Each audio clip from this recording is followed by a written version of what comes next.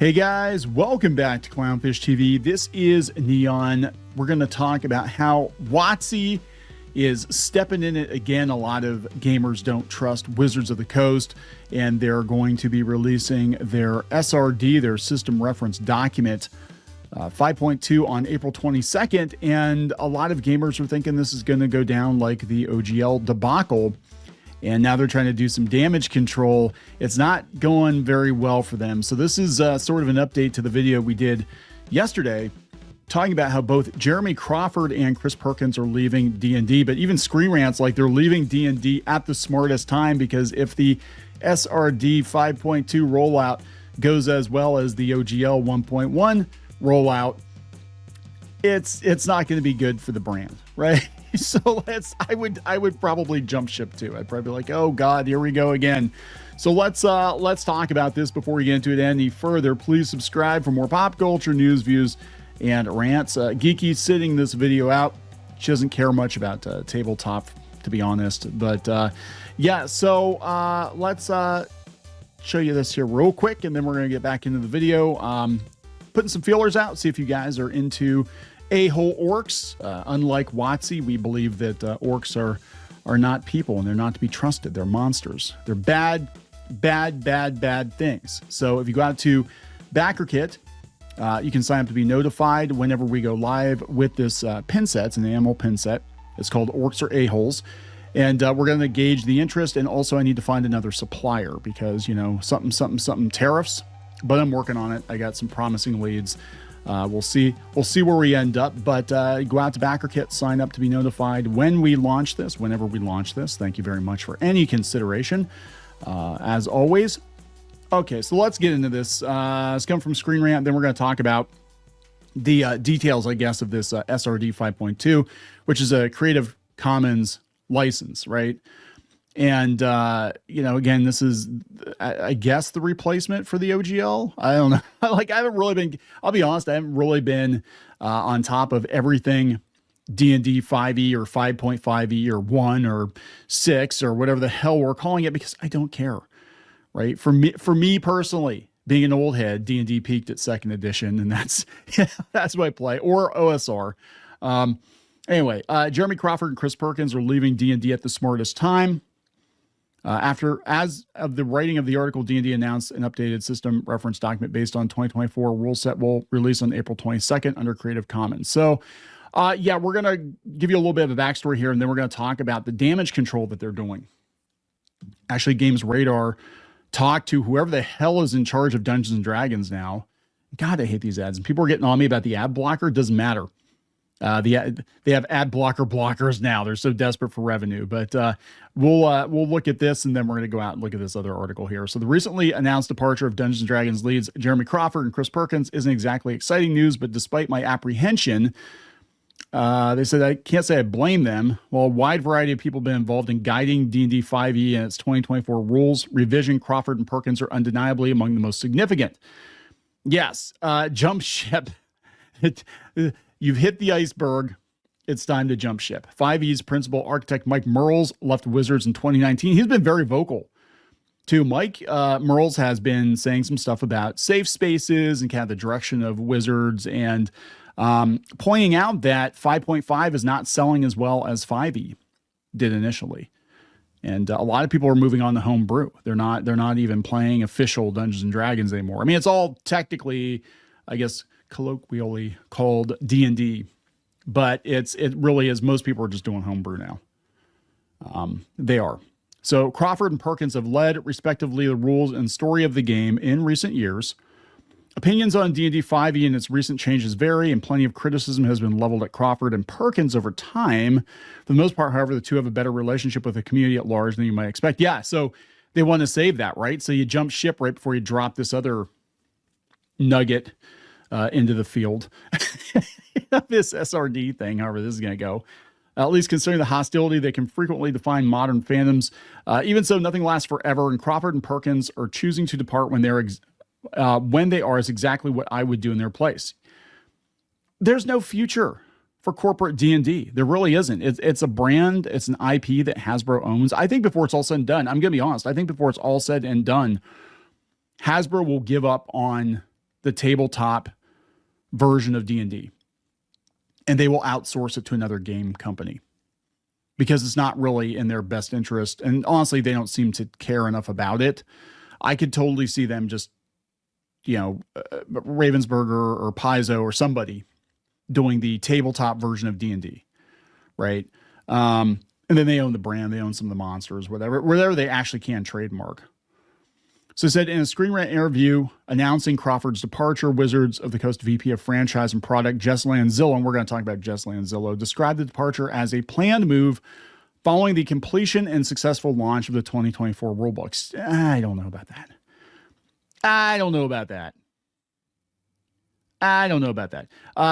Jess Lanzillo said they wanted to make sure that the core rulebooks were really successful, that they were setting up all the future leads for success. That has happened, and they feel reassured that the folks in place will be able to carry on with the wonderful legacy they've given us and then bring their own stuff to the table, which they've already been doing. And look, the 2024 rulebooks are a strong note to leave on. No, actually, from what I have heard, they are not. And I have no intention of buying them. Don't care, like I said. For me personally, I like second edition. I like THAC0. I'm sorry. I do. I like it. And some people don't, but I do. I like it. Dark Sun and all that. I love that. So yeah, let's talk about this. So now we're getting into the actual topic. Finally, 6 minutes into the video, I'm getting into the actual topic of the video. So they put this up on Wizards D&D yesterday, calling all creators a clear path to publish your TRPG materials with the new rule set is coming April 22nd under a Creative Commons license. Learn more at dndbeyond.link. Some of the replies are not good. John Douglas, author. You told fans you didn't like changes to fuck off. You mocked old school fans in the source material and they left too. Yeah, THAC0 the Clown. Remember THAC0 the Clown? Yeah. Now your video game executive done fucked up trying to over monetize the game. Your creative team fled the ship and people don't like the new rules and you want our help. Yeah, pretty much. All of your celebrity status people are leaving WotC. Yeah, that would be a Critical Role and company. They've got their own system now. They don't need WotC. All your people are leaving WotC, and then you decide to call all creators. Smells like a trap, and people should be discerning about this move. Aaron Kirk says, last thing I want is anything I create to suddenly become yours with me having no rights to my own original work. They exist in my own copyright, and then you use it pretending you own it, let alone you insulting the creators. Zero trust. Yeah, after the OGL debacle, and then that pretty much broke D&D, right? That broke everything.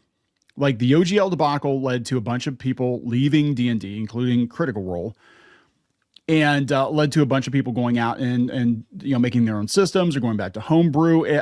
I believe it led to the destruction of the D&D YouTube scene. Like I'm not seeing YouTube videos about Dungeons & Dragons doing nearly as well as they were a year or two ago. People are moving on. They're disgusted. They don't care. And that and the Pinkertons and all the other crap that's been going on with Dungeons & Dragons. Virtual tabletop, which landed with a thud, right? Memeslich here says, would love to publish some D&D 2024 rules update content, but I don't like the OGL deal. Can I renegotiate my own deal? After the OGL stunt you pulled, you would need to sign individual contracts with everyone. Incel Riot Studio says, LOL Creative Commons license, i.e. completely free. Pass. So you want people to generate content upon which you will exercise ownership and profit from without sharing $1 with the creators. Is that pretty much it? No thanks. Why would I hand anything over to you? Woohoo, thanks for the update. There's always one. There's always one that's super positive. Fuck no. Hope you burn those bridges. Why not get the new people you're pandering to make it? You can't even honor contracts. Yeah, they've been in a lot of lawsuits with a lot of the OG creators. I mean, I don't know what went down specifically with Margaret Wise and Tracy Hickman because they are doing the Dragonlance books now, but there was a lawsuit there too.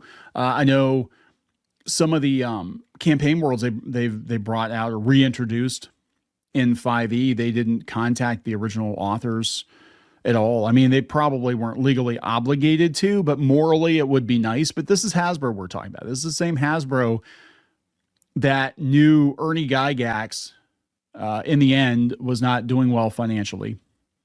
and his father helped create D&D. You would think they could help him with like his medical bills or something. No. It's the same Hasbro that owes the entire history, the entire storyline of G.I. Joe, a Real American Hero, to Larry Hama. Larry Hama is almost 80 years old. He's still working because he has to, right? He doesn't get any royalties or anything off of that. I mean, you're a mega conglomerate like Hasbro. You can say, here, have $1 million, have $5 million. You've made us a bunch of money. It's the least we can do, right? You've made us millions and millions and millions of dollars, if not billions of dollars. The least we can do is kick over a couple of bucks to make you comfortable in your golden years. But they don't do that. That's not how they think, right? That's not how they pass. You guys ruined a great game. Not even a level 20 necromancer with loaded D20s is going to save D&D. It's been run into the ground. It's dead. Good luck. Yeah, D&D is basically the Star Wars of tabletop at this point, right? It's it's been run into the ground by people that fundamentally don't understand the franchise or the fandom. And to Hasbro, they're just like, hey, we got this thing we got basically for free. Like, they never wanted to buy D&D, right? The story was they bought Wizards of the Coast because they wanted Pokemon cards and then Magic cards, right? And they got D&D for free. It wasn't really like something they wanted.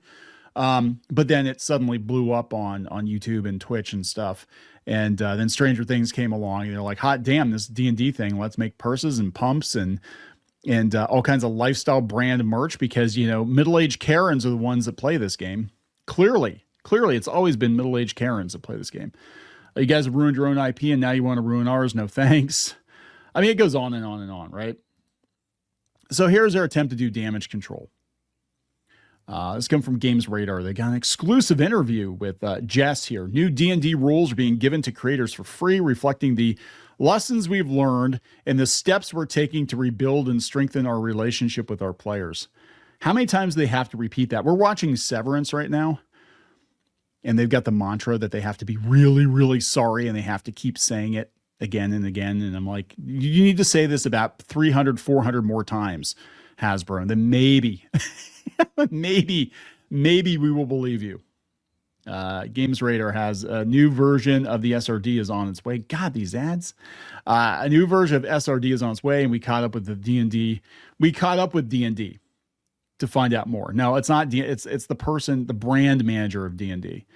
They said it's been a wild few years for D&D. The game welcomed its 50th anniversary. Yes, by shitting all over the old school fans and the creators of the game. That's how they celebrated the 50th anniversary of Dungeons and Dragons, by literally just taking a steaming dump in the 50th anniversary book on the guys that created the game, talking about how they're just a bunch of white guys from the flyover states and they just weren't as progressive as we are now. Then they turned the warrior, very classic, iconic character, the warrior on the cover of the D&D basic red box set, into an overweight black woman to celebrate the 50th anniversary of D&D. Slay Queen, that's what they should call her, the Slay Queen. The Slay Queen. This allows fans and third parties. Yeah. So they're going to do the SRD 5.2, right? This allows fans and third parties to create their D&D adventures, source books, classes, monsters, and settings for publication, paid and free. It's already existed. So what's the difference? Yeah, I want to know what's the difference here. I was able to catch up with Jess Lanzillo, VP of Franchise and Product for D&D, over an email interview to find out. To kick off, can you fill me in on what's been added to the SRD? Okay. The SRD 5.2 includes a revised and expanded set of content from SRD 5.1, more spells, feats, monsters, equipment, and my personal favorite, hippos. Hippos, guys, hippos. That's what they said. Yeah, hippos. Everything is now available under a Creative Commons license, giving creators the confidence and clarity they need to build with it. We also brought the SRD into the errata process for the first time, meaning it'll stay updated as the core rulebooks evolve. Please come back. I visited D&D HQ to see the 2025 lineup. It includes everything from Eberron to the return of the classic adventure. The new D&D starter says the first one I've been excited about in years. Yeah, and they turned it into, it looks like gardening adventures or something. I was like, what? I mean, it's a good idea, I guess, to get, but yeah, whatever. What does this mean in a practical sense for third-party creators? For creators, SRD 5.2 means more freedom and clarity than ever with everything released under Creative Commons, so there's no ambiguity about what can be used. We've expanded the content offered within, and upcoming tools will make it easier to transition from 5.1. It's all about unlocking creativity and lowering barriers to entry. Do they get paid? Can you just take it? I hear the SRD 5.2 is being brought into the errata process for the first time. What does that mean? Yes, for the first time, the SRD will be part of the process, ensuring it is regularly updated as official clarifications and corrections are published for our core rulebooks. It sounds incredibly complicated for somebody who just wants to like homebrew shit. I mean, at this point, I'd say just put your books out there and be like, look, you want to use it with 5e, you want to use it with 3.5, you want to use it with Pathfinder, go ahead. Here's how you convert. That's like, I don't know. I don't trust them. Do you trust them? I don't trust them. D&D is a living, breathing game. It was until you choke the ever-loving life out of it. And if it changes in a meaningful way, we'll be able to make edits for players and now creators. Future SRDs will be published with the new version numbers, allowing us to respond to how players are playing D&D and what creators are creating within the game, and update the SRD with future versions. It's been, okay, here we go, guys. Now let's get into it. Here's the damage control. It's been a little while since the open game license controversy, which was obviously a tumultuous time for everyone. How have those events impacted releases like the new version of the SRD? That time was definitely challenging. It fucking broke D&D. It broke the scene. You cultivated this audience of like Tumblrites, and then you stabbed them in the back with your corporate bullshit. Like that is so many of these people are like, a lot of them are money averse, right? And then you're just like, corporate bullshit. There you go. We own your shit, guys. Anyway, yeah, good luck with that. That time was definitely challenging for the community and for us. Yeah, and everybody went and they created their own systems, or they went in on Pathfinder or whatever. But it also clarified how vital it is that creators trust what we're offering. Nobody trusts you. That's why SRD 5.2 is entirely under Creative Commons and why we're committing to regular updates. This release reflects the lessons we've learned and steps we're taking to rebuild and strengthen our relationship with our players and our creators. D&D is built around our community, and we want to continue to give them more of the game they love. Please buy your source books from us. Don't buy off of Kickstarter. For God's sake, don't buy off of Paizo. Only buy official D&D shit for your game. Current year D&D shit. I just keep thinking, if they could do it, I swear to God, if they could do it, they would just it'd be like Inspector Gadget, where he reads the letter and he crumples it up and he throws it in the trash can and it blows up. It'd be like that with the older versions of D&D. Like, yeah, okay, you've got about 30 seconds until your first edition rule books just spontaneously combust, okay? So memorize what you can and then go buy 5.5. Because this rule set will spontaneously combust in 5, 4, 3, 2. Yeah, if they could do it, they would do it, because they're not getting a penny off of that. They only get pennies off of the new stuff. This is why they're trying to convert everybody to digital, because they want you to keep paying them. But the reality is you can go buy the books once and still play the same game for like 20 years, right?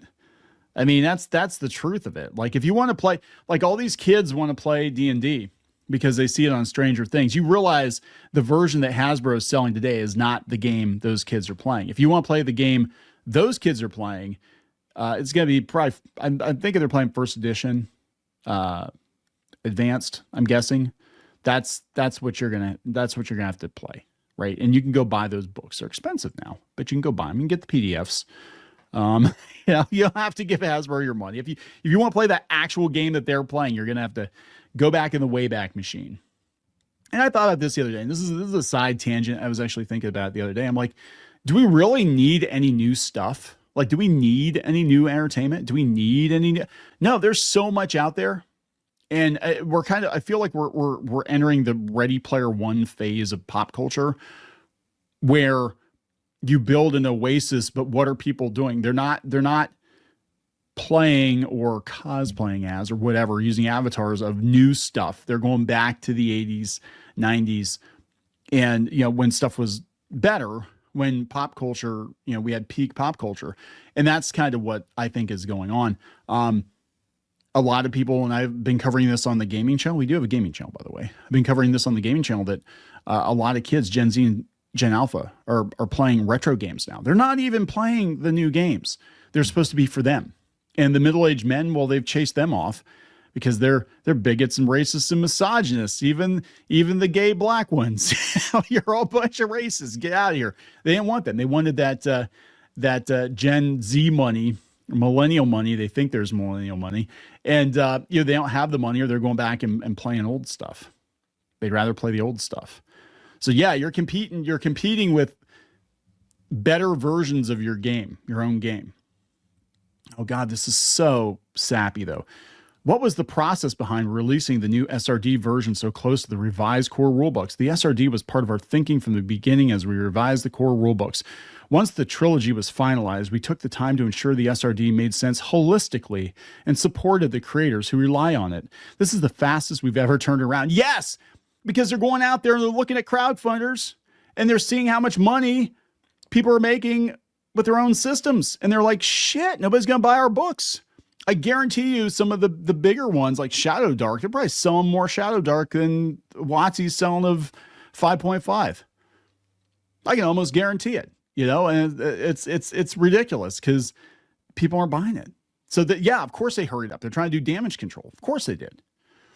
This is the fastest we've ever turned it around because we know how critical it is for third-party developers. Which ones are left, right? How many are left? Seriously. Supporting their success is a top priority. Yeah, because only now do you realize that the reason D&D has lasted as long as it has is because of players and the homebrew scene, right? And then you knife them in the back, and they went and because they don't need you. They don't need you. They don't need you in your shitty woke D&D.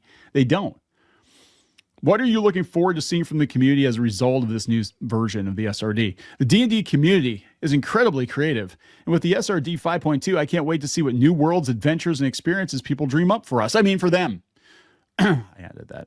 Whether it's a breakout subclass, an unforgettable monster, or a full new setting, we're excited to support and spotlight the amazing creations our community dreams into reality so we can swipe it for ourselves. I don't know. Nobody trusts them. Here's some of the quotes on the post. I've given up on expecting D&D to allow its soul to return after firing their designers and posting this. D&D is 100% dead. They might have left on their own. Those guys, well, the virtual tabletop guys got fired, but like Perkins and Crawford, they might have left on their own because they knew this was going to be a shit show. Looks like a trap. I'd sooner make my own system than do stuff for 5.5. Yeah. Trap. All your celebrity status people are leaving. You decide to call all creators. Smells like a trap. Attention creators do our jobs for us and for free. Fuck you off D&D, Hasbro, WotC, the social media intern, people who still shill for this company. We were ahead of the curve. I want to reiterate, and I talked about it in the video yesterday. All I did was say maybe it's time to step away from Wizards of the Coast because the company is kind of dubious. They're obviously very politically inclined, but their business practices are not good. And I was public enemy number one for a while. Like everybody's like, you don't like the corporation. You're literally Hitler. Yeah. And I put up with so much shit